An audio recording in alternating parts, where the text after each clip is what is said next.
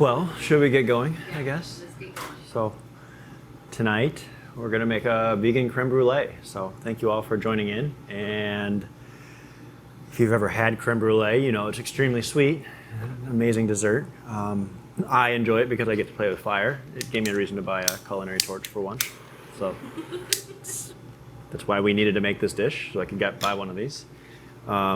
We're going to put it into a few different items tonight. We have some ramekins, and then I have some extra tart crust left over, gluten-free as always.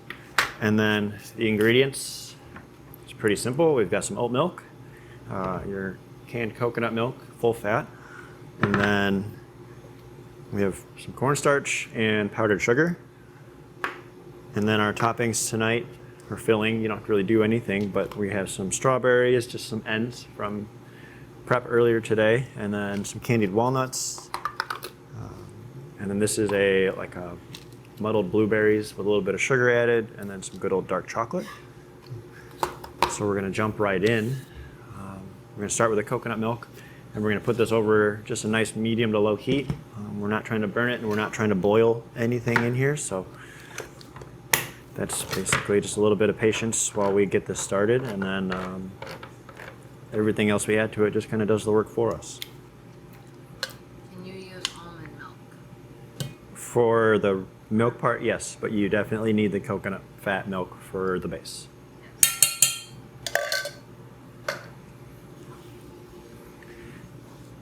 And so then this is just on a good medium heat, and we need to make sure we keep an eye on it. You don't want it to burn, you don't want it to stick to the bottom. We're just getting it nicely heated up. And then the clumps will break up as it warms up also, so that's not a big deal. And then in our mixing bowl, we're going to use our oat milk, or you can use any milk you want, preferably a plant milk to keep it vegan. So we're going to use 1 1/4 cup of milk. And we're going to add that to the bowl.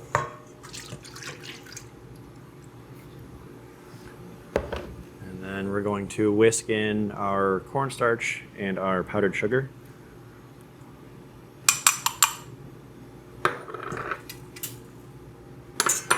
And then you want to whisk it, and there's going to be some bubbles that pop up, and that's okay. And then as your coconut base heats up, everything in here will dissolve nicely.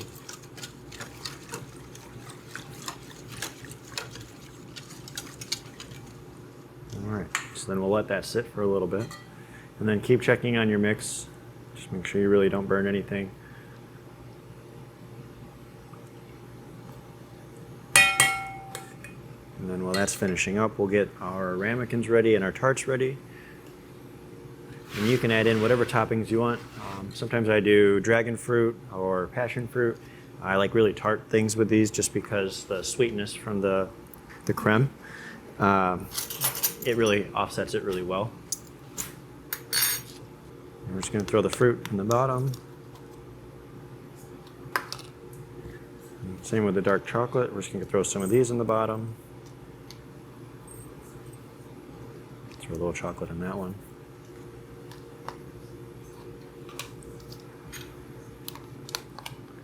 Then we'll do a full blueberry tart.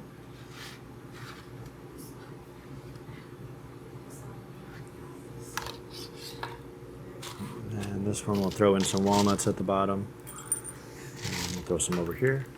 So these are all ready. We're just going to dump this on top once it's all set, and then you put it in the fridge to let it set for a little while.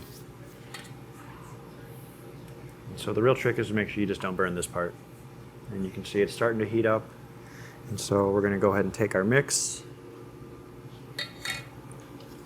Just make sure nothing's really settled at the bottom. Make sure you try to get as much of it as possible.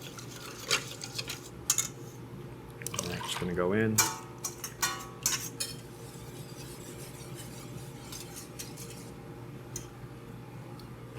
And then from here it'll start to thicken up as it sits on the heat and the cornstarch gets to react with everything in there. So you don't want to walk away, and once again you definitely don't want to burn this part because this is pretty much the last step.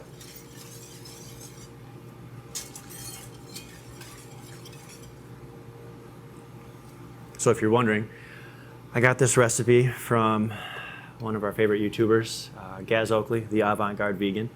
Many of you who have eaten in or dined in with us have tried many of his dishes. We've made those from the beginning. We've used his cookbooks in many things. This is actually his puff pastry crust. We use it for a lot of our desserts. We also keep it gluten-free. He's been a big source of influence for a lot of our dishes, a lot of my cooking, as well as good motivation and just direction with what to do with dishes, what we're missing, things like that. And if you haven't followed him on YouTube or haven't heard of him yet, definitely go check him out. It's where we started, and some of the best dishes we've had, I think. So, and then I've turned my heat up just a little bit extra, just to kind of speed the process up some. Just because you can stand over top of it, make sure it doesn't stick or burn or overcook. And again, you're not bringing this to a boil, you're just helping it thicken up. So once the temperature reaches a point right before boiling, we'll bump the heat down a little bit. To help with the thickness or consistency of the mix as it's cooking, one way to check is to drag your spatula across the bottom of the pan.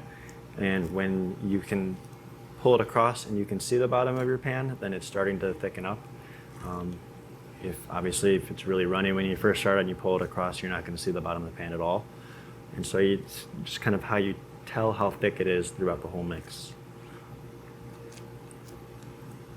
And I found after making this a few times that I think it's ready to go or cooked long enough or ready to set, and it's not quite there. So I tend to give it a few extra minutes just to make sure it does set. Because if it doesn't set well, then it's kind of a runny mix or mess. It still tastes delicious. It's more of just like a custard or a pudding.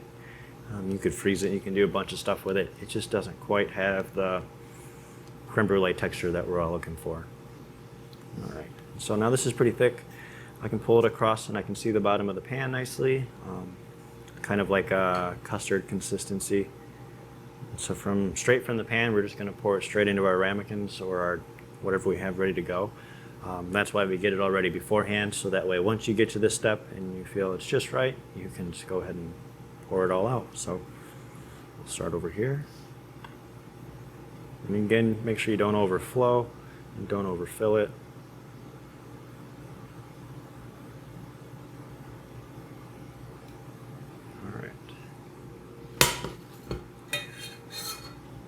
And that's all ready. And then from here, you have to put this into the fridge and let this set for 2 hours. So we're gonna put these in, we're gonna wait 2 hours. Does anybody have any questions or? Any questions while we wait? All right. And the power of TV. Yes. So I did pre-make some just to show you the final part. And I've had this idea in my head for a while of putting the creme brulee into a tart. And so we have a full-size creme brulee tart today with the blueberry mix that we had in here. That's what's in there. And then I'm not quite sure what's in this, honestly. So You forgot. So we're just gonna hop to it. In this container we have just powdered sugar.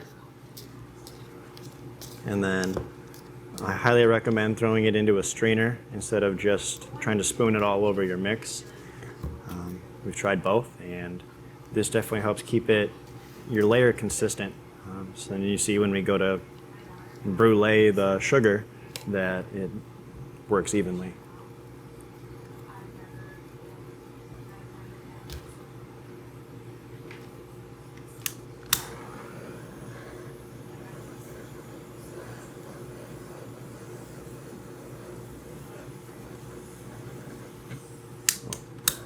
And we're just using a culinary torch, and you are burning the sugar.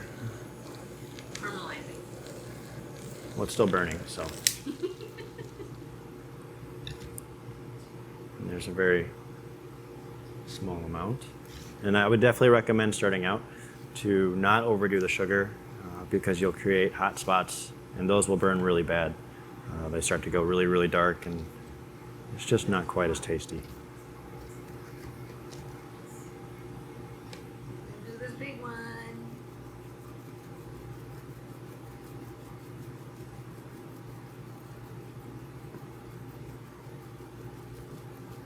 And then I do recommend doing it on a pan, so that way you don't splatter sugar everywhere.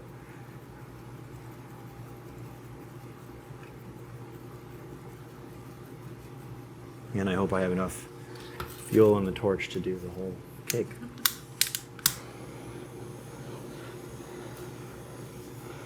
And then be careful around your crust. Looks like if you keep it there a little too long, it will burn the crust.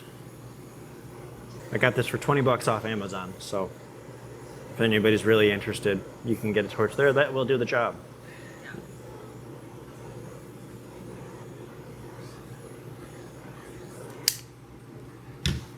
Cool.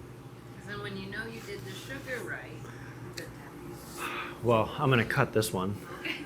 I'm gonna pray that it doesn't fall on me.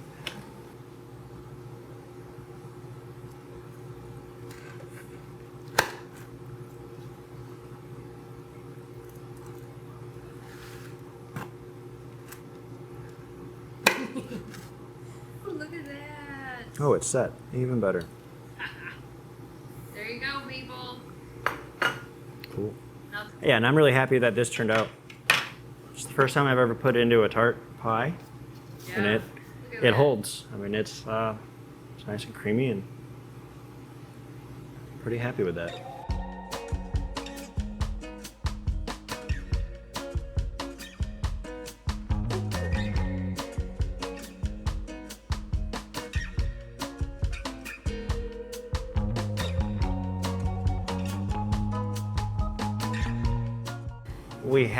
We have a project in the works to bring you the recipes, but for the meantime, we're just putting everything, all the video content, straight up onto Facebook and YouTube, and then we'll polish it up from here in the next coming weeks and So this is a keep whole making thing. strides. Yep. During this whole COVID time, we're just making the best of it. Yep. Yeah, this is an adjustment to cook in front of everybody, try to show everybody what we're still doing, because that was a big part of what we did, was cook in front of everybody, showcase everything.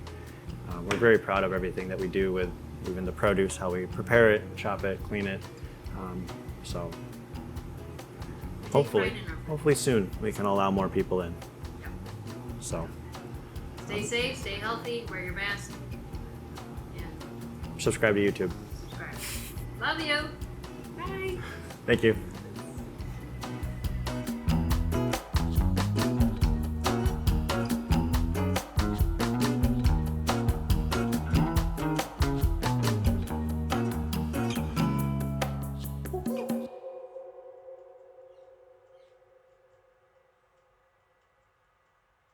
Woo-hoo.